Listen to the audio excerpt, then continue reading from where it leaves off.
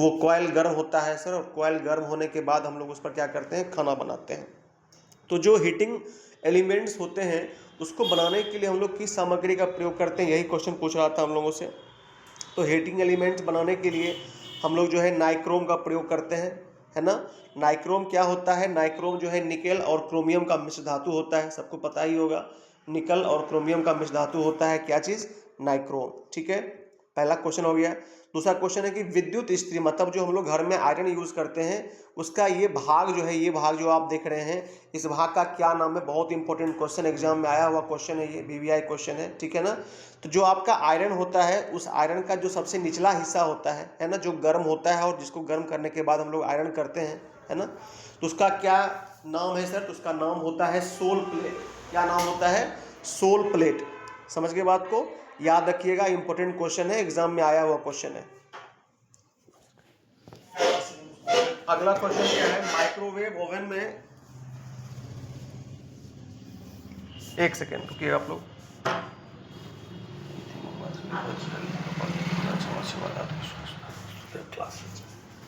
अगला क्वेश्चन है, microwave oven में स्टीयर मोटर का क्या काम होता है।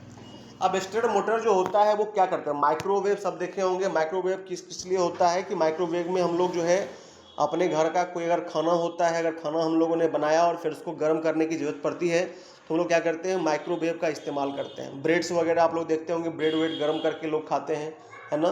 तो उसमें जो है हम लोग क्या करते हैं, माइक्रोवेव का इस्तेमाल करते हैं। या रोटी वोटी हो गया, सब्जी उब्जी हो गया, सब भी जो है हम लोग क्या कर सकते हैं, माइक्रोवेव ओवन में गर्म कर सकते हैं, ठीक है ना। तो इसमें स्टीयर मोटर जो होता है वो क्या काम करता है, तो स्टीयर मोटर का काम होता है कि वो क्या करेगा, घूमेगा।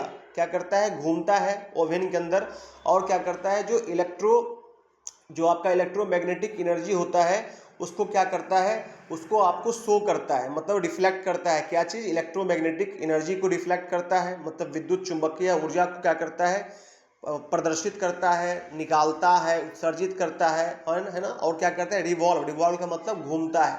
समझ के बात को, स्टीयर मोटर घूमता है, घूम करके क्या करता है, विद्युत चुंबकीय ऊर्जा को पैदा करता है ना।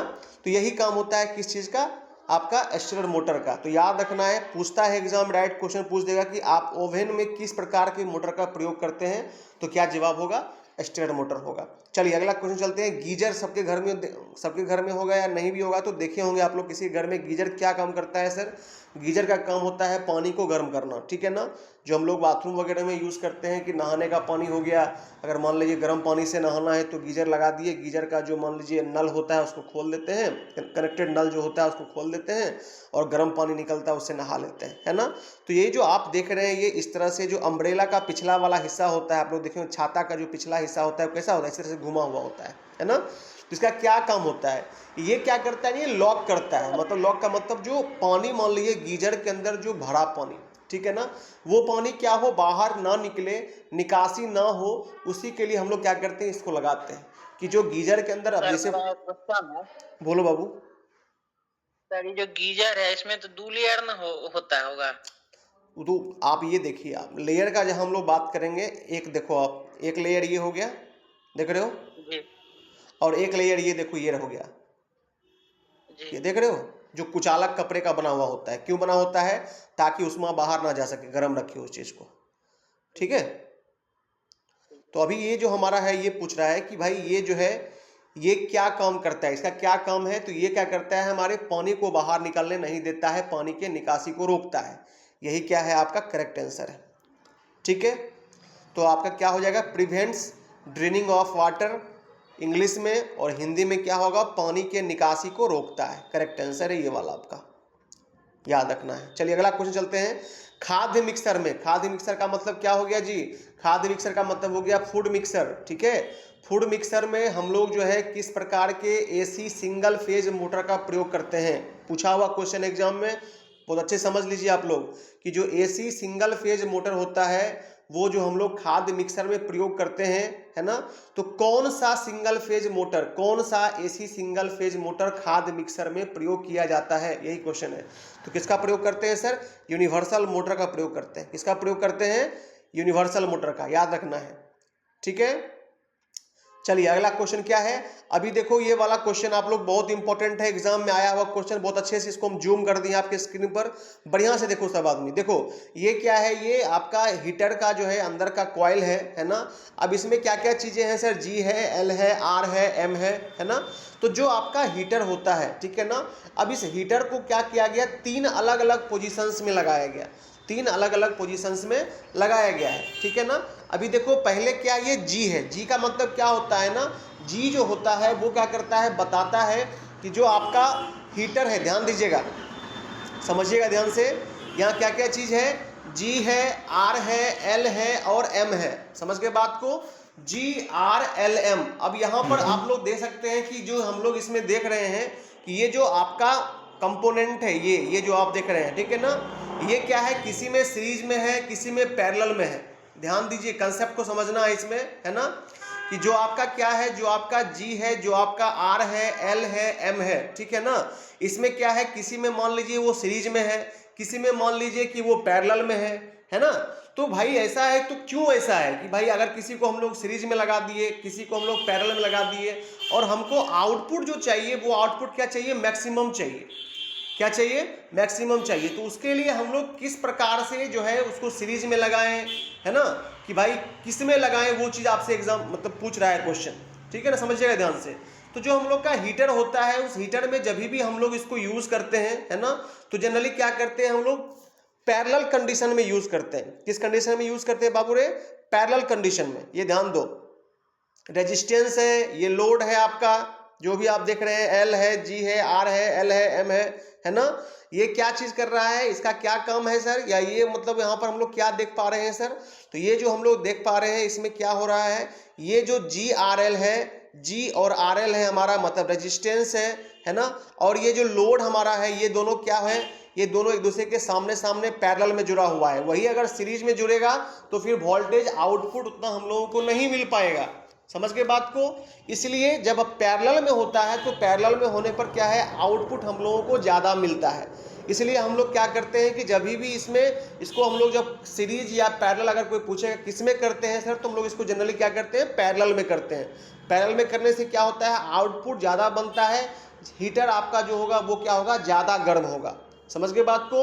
इसलिए पोजीशन नंबर 2 जो है वो करेक्ट आंसर है, इसको याद रखना है, बहुत इंपॉर्टेंट क्वेश्चन है, एग्जाम में कई बार क्वेश्चन पूछ सकता है ये वाला।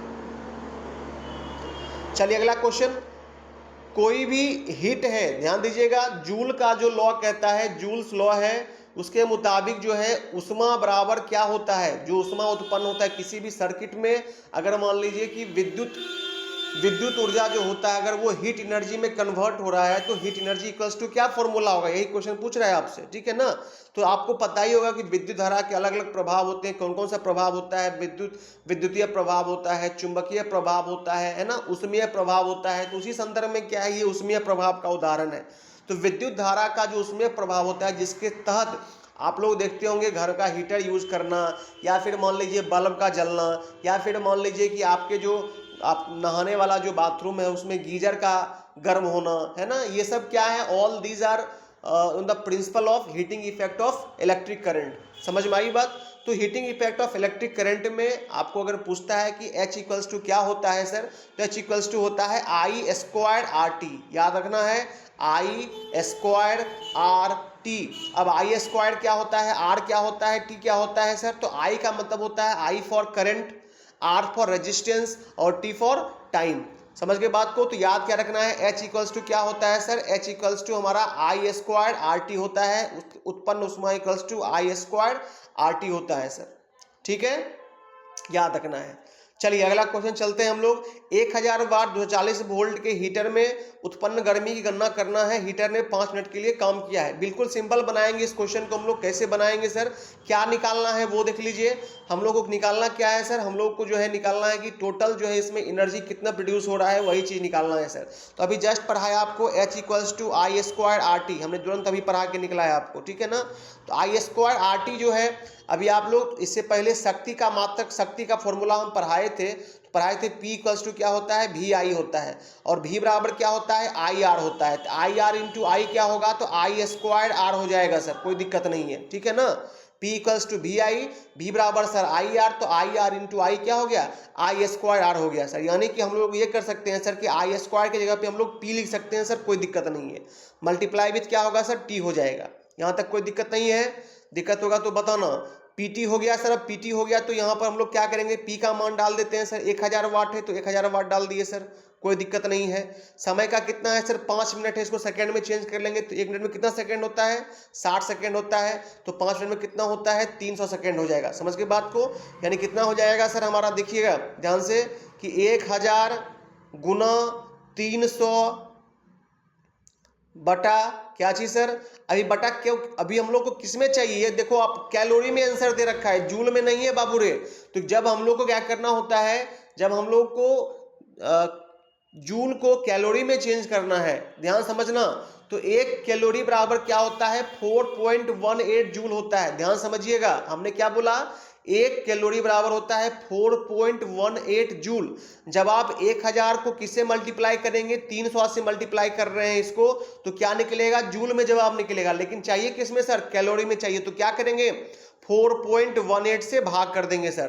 तो जल्दी बता दो तुमको क्या जवाब आ रहा है, 1000 गुना 300.418, जल्दी बता दो हमको, जल्दी बताएगा। 1000 गुना 300 बटा 4.18, कितना जवाब आया, श्याम जी, हिमांशु, शुभम, जो भी है जल्दी बताइए। 1000 गुना 300 बटा 4.18 कितना आया,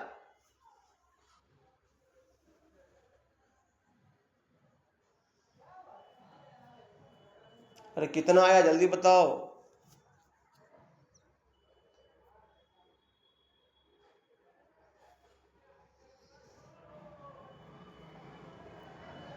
सर 71,770। 71,770 सर। 71,770 जी सर 71.77 सर, 71.77, हाँ करेक्ट है। 1000 गुना 300 भागा 4.18 कितना आया आपको अश्विनी, सर अब आ गया 71.77 आया सर। ठीक है ना। तो वही देख लीजिए, आपको 71.6 के लमसम में है, यहाँ देख लीजिए जवाब आपका, ठीक है ना। तो यही आपका क्या हो गया बाबू रे, जवाब हो गया। चलिए हम लोग अब आगे बढ़ते हैं नेक्स्ट क्वेश्चन की तरफ। हीटर बेस प्लेट में विभिन्न स्थान पर सुरक्षा खांचों का क्या उद्देश्य होता है। हीटर सब लोग देखे होंगे, उसका जो बेस प्लेट है जिसपे तार लगे हुए होते हैं, उसमें क्या होता है, स्लॉट खांचा बना हुआ होता है। क्यों बना होता है खांचा, इसलिए बना होता है खांचा ताकि क्या हो, कुछ कि जो आपका नाइक्रोम का तार है, वो नाइक्रोम के तार में गर्मी जो है वो समान रूप से फैले। मतलब जो आपका नाइक्रोम का तार है उसमें क्या हो, गर्मी जो है वो क्या हो, समान रूप से साइमल्टेनियसली क्या करे, फ्लो करे। इसलिए हम लोग क्या करते हैं कि हीटर का जो बेस प्लेट होता है उसमें हम लोग क्या करते हैं, सुरक्षा खांचा बना हुआ होता है। रीज़न क्या है सर, रीज़न वही है कि हीट जो है सर वो क्या हो, सही ढंग से रिटेन करे, सही ढंग से फैले। मतलब क्या हो गया कि उसमें अवयव को दृढ़ता से रखें। ये क्या हो गया आपका करेक्ट आंसर हो गया। अगला क्वेश्चन, विद्युत केतली, इलेक्ट्रिक केटल जो होता है, ध्यान दीजिएगा, इलेक्ट्रिक केटल में भी सोल प्लेट होता है, उसका क्या काम होता है सर, तो वह भी क्या करता है, वह भी जो एलिमेंट है उस एलिमेंट को, ध्यान दीजिएगा, उस एलिमेंट को कंटेनर के समीप क्या करता है, कनेक्ट रखता है। मतलब क्या होता है, जैसे देखिए अभी पानी गर्म करने वाला, घर में पानी गर्म करने वाला किसके पास में है, वही हुआ केटल, ठीक है ना। नीचे जो प्लेट होता है जिसमें कि लाइन पास करता है, ठीक है ना, और ऊपर का जो पार्ट हो गया, वो ऊपर का पार्ट आपका कंटेनर हो गया। ध्यान समझिएगा हम क्या बोल रहे हैं। नीचे का पार्ट कौन सा हो गया, जिसमें कि आप देखते होंगे अगर कोई यूज किया हुआ केतली को, तो क्या जैसे जग जैसा होता है, उसको उठाते हैं और फिर जब उसको रखना होता है तो एक बेस प्लेट सा बना होता है, उस पर जाके रख देते हैं उसको, ठीक है ना। तो जो प्लेट होता है और ऊपर का कंटेनर है जिसमें पानी हम लोग जमा करते हैं, पानी डालते हैं, पानी जहाँ गर्म होता है ना, तो क्या होता है कि जो आपका सोल प्लेट होता है वो क्या करता है, कंटेनर के साथ कनेक्टेड होता है, कंटेनर से क्या होता है, लगा हुआ होता है, ठीक है, ताकि क्या हो, ताकि जो है हीट जो या पानी जो गर्म होता है वो पानी क्या होता है, कंटेनर में गर्म होते रहता है, और सोल प्लेट से क्या होता है, सोल प्लेट से गर्मी जाते रहती है उसमें। इजी है, समझ में आ गया होगा सबको कि अवयव को कंटेनर के निकट संपर्क में रखें, इसीलिए क्या होता है कि जो विद्युत केतली है उसका सोल प्लेट क्या होता है, जुड़ा हुआ होता है, किसके साथ, कंटेनर के साथ, क्यों, ताकि पानी को क्या करे, वो गर्म करे। समझ गए बात को। चलिए अगला क्वेश्चन है, माइक्रोवेव जो हमारा ओवन होता है, ध्यान दीजिएगा, जो हमारा माइक्रोवेव ओवन होता है उसमें मैग्नेट्रॉन ट्यूब का जो फिलामेंट वोल्टेज है वो क्या होता है, ओवन में ध्यान देना है इस बात को कि जो ओवन होता है उस ओवन में जो मैग्नेट्रॉन ट्यूब होता है उसका काम क्या है, तो उसका काम होता है कि वो ऑसिलेट करता है, दोलन करता है, और खाना कितना में पकेगा या गर्म होगा उसके लिए फ्रीक्वेंसी पैदा करता है, आवृत्ति पैदा करता है। जैसे आप लोग यूज किए होंगे कोई इलेक्ट्रिक केटल, इलेक्ट्रिक चूल्हा या मान लीजिए ओवन यूज किए होंगे, तो आप लोग देखते होंगे कि उसमें टेम्परेचर को हम लोग अपने हिसाब से कंट्रोल कर सकते हैं, मन हुआ तो 1000 पे बना लिए, मन हुआ तो 1200 बना लिए, मन हुआ तो 2000 बना लिए। अभी उसमें जो ये चीजें हम लोग कर रहे हैं तो उसके लिए कुछ ना कुछ तो लगा होगा ना सर, तो उसके लिए जो माइक्रोवेव ओवन होता है उसमें क्या लगा होता है, मैग्नेट्रॉन ट्यूब लगा होता है। समझ के बात को। और मैग्नेट्रॉन ट्यूब का जो फिलामेंट होता है उस फिलामेंट का वोल्टेज कितना होता है, तो वो होता है 3.2 वोल्टेज, 3.2 वोल्ट, किसमें, तो एसी में 3.2 वोल्ट, मतलब एसी के अंदर, एसी करंट के अंदर 3.2 वोल्ट जो होता है वही क्या होता है, मैग्नेट्रॉन ट्यूब का फिलामेंट वोल्टेज होता है। चलिए अगला क्वेश्चन, कोई भी मिक्सर है, फूड मिक्सर है, ठीक है, ध्यान दीजिएगा, कोई भी फूड मिक्सर है और वो क्या रहा है, रुक रुक के चलता है, मतलब चला रुक गया, चला रुक गया, तो ऐसा क्यों हो रहा है सर, ऐसा इसलिए होता है कि मोटर जो होता है उस मोटर में कार्बन ब्रश लगा हुआ होता है। ध्यान समझिए बात को, मोटर में क्या लगा होता है, जब आप लोग मोटर खोलिएगा तो उसमें क्या होता है, कार्बन ब्रश होता है। अब वो कार्बन ब्रश क्या होता है, जब फट जाएगा, क्रैक हो जाएगा, तो उसमें क्या होगा, फिर आपका फूड मिक्सर जो है कभी चलेगा, क्योंकि करंट, जो कार्बन ब्रश का क्या काम होता है, वो करंट फ्लो करता है, करंट को पास करता है। अभी क्या है, वो फटा हुआ है, कभी करंट को ले रहा है, कभी करंट को छोड़ रहा है, कभी ले रहा है, कभी छोड़ रहा है, तो ऑटोमेटिक क्या होता है कि मिक्सर आपका खराब हो जाएगा, यानी कि जो आपका फटा हुआ ब्रश है उसी कारण से यह घटना घट रही है। चलिए अगला क्वेश्चन क्या है सर, एकल कला पंप यानी सिंगल फेज मोटर है, पंप मोटर, पंपिंग सेट में जो मोटर यूज होता है, ध्यान दीजिएगा, सिंगल सीरीज का पंप मोटर में क्या दोष है, अगर वो धीमी गति से चल रहा है तो सिंगल, ध्यान दीजिए, सिंगल सीरीज का, सॉरी माफ कीजिएगा, सिंगल फेज का जो पंप मोटर होता है अगर वो बहुत स्लोली चल रहा है, इसका मतलब यह हुआ कि उसमें क्या है, उसका जो कैपेसिटर लगा होता है, जो संधारित्र लगा हुआ होता है, वो क्या हो गया है, वो थोड़ा सा फॉल्ट हो गया है, डिस्चार्ज हो गया है, डिफेक्टिव हो गया है, कुछ भी हो सकता है। समझ के बाद, कैपेसिटर सब लोग समझते होंगे, पंखा उनका में कैपेसिटर लगा होता है, लगा देते हैं तो बहुत तेज चलने लगता है, और देखते होंगे बहुत स्लोली चला है, इसका मतलब उसका कैपेसिटर गड़बड़ा गया, कैपेसिटर हम लोग जो ही चेंज करते हैं पंखा स्पीड पकड़ लेता है। ठीक उसी प्रकार से सिंगल फेज मोटर जो भी होगा, उस सिंगल फेज मोटर में दिक्कत कहाँ होती है सर, तो वही हो गया, उसका कैपेसिटर जो हो गया वो बैठ गया है, वो मान लीजिए खराब हो गया है, दोषपूर्ण हो गया है, इस कारण से बहुत ही स्लोली हमारा मोटर चल रहा है, यानी कि दोषपूर्ण संधारित्र करेक्ट आंसर है। चलिए अगला क्वेश्चन, जो भी हमारे उपकरण होते हैं उस उपकरण को अगर हम लोग एसी सर्किट में, मतलब एसी उसको हम लोग करंट दे रहे हैं तो उसमें न्यूट्रल तार क्यों देते हैं, सब लोग जानते होंगे कि फेज तार देते हैं, न्यूट्रल तार देते हैं, बॉडी अर्थ देते हैं, अर्थिंग देते हैं, जो भी है, तो फेज तो दे दिए, समझ में आया, फेज होता है जिससे करंट पास करता है, लेकिन न्यूट्रल क्यों देते हैं सर, ये बता दीजिए। तो न्यूट्रल देने का रीजन ये होता है, कोई भी सर्किट तभी कंप्लीट होता है जब क्या होता है, करंट अगर किसी तार से चलना चालू किया तो फिर से वो लौट करके, मतलब समझिए साइकिल बनाए, यहां से चला, करंट मिला, फिर करंट को क्या करना चाहिए, करंट जो है पूरा घूमना भी चाहिए, मतलब क्या भाई कि वो न्यूट्रल के अंदर जो है जाकर के क्या कर सकता है, न्यूट्रल के अंदर जाकर के वो फिर वापस होगा। ध्यान दीजिए, मैं फिर समझा रहा हूं, जो आपका करंट है वो करंट फेज से चला, फेज से उसको करंट, फेज से करंट निकला, लेकिन करंट निकलने के बाद जो है फिर अगर वो रिटर्निंग पाथ पर जा रहा है, रिटर्निंग पाथ का मतलब क्या हो रहा है कि लौट रहा है करंट, जैसे अभी यहाँ करंट निकला और फिर लौटेगा भी, तो लौटने के लिए भी उसको तार चाहिए ना। तो जो न्यूट्रल वायर होता है वो उसको वही सपोर्ट प्रदान करता है। क्या सपोर्ट प्रदान करता है सर? तो उसको करंट को लौटने के लिए रास्ता देता है। क्लियर समझिए कंसेप्ट। क्या बोला मैंने कि जो न्यूट्रल वायर होता है वो क्या करता है, मेन वायर का काम होता है करंट को देना, और न्यूट्रल वायर का काम होता है क्या चीज, न्यूट्रल वायर का काम होता है कि वो करंट को वापसी का रास्ता देता है, मतलब उसको जाना और आना दोनों। अब किसी भी घर में दो डोर होता है ना, एक मान लो ओपन डोर हुआ, एक क्लोज डोर, मतलब एक रास्ता से घुसे एक रास्ता से निकले। समझो अगर दो रास्ता है घर में, तो एक रास्ता किसके लिए होगा, जाने के लिए, एक रास्ता निकलने के लिए। तो वही काम करता है न्यूट्रल। न्यूट्रल तार क्या करता है, न्यूट्रल तार का सिंपल कंसेप्ट है कि भाई साहब वो जो है वो क्या करता है, करंट को वापसी का रास्ता देता है। यानी कि आपका जो उदासीन पथ है वो क्या काम है, तो धारा वापसी पथ प्रदान करता है। ये आपका करेक्ट आंसर हो गया। चलिए अगला क्वेश्चन अभी जस्ट पढ़ा के निकले थे। माइक्रोवेव में मैग्नेट्रॉन ट्यूब क्या काम करता है? मैग्नेट्रॉन ट्यूब का सिंपल कंसेप्ट है फ्रीक्वेंसी को मेंटेन करना, फ्रीक्वेंसी प्रोड्यूस करना, ताकि क्या भाई खाना जो हो वो सही फ्रीक्वेंसी पर पक सके, खाना को सही क्या बोलते हैं वो गर्मी मिल सके, या समझिए कि उसको हीट मिल सके, ताकि क्या हो कि खाना हमारा पक जाए। ठीक है, आगे बढ़ते हैं। नेक्स्ट क्वेश्चन क्या है, वेट ग्राइंडर है, गीली चक्की है। गीली चक्की में हम लोग किस प्रकार के मोटर का प्रयोग करते हैं? तो जो हम लोग गीली चक्की है उसमें हम लोग कौन सा मोटर प्रयोग करेंगे? तो capacitor start induction run motor का प्रयोग करते हैं। किसका प्रयोग करते हैं? देखिए कहीं ऑप्शन होगा कैपेसिटर, यहाँ देखिए है capacitor start induction run motor, इसी का प्रयोग करते हैं। क्लियर समझिए, capacitor start induction run motor का प्रयोग करते हैं गीली चक्की के अंदर।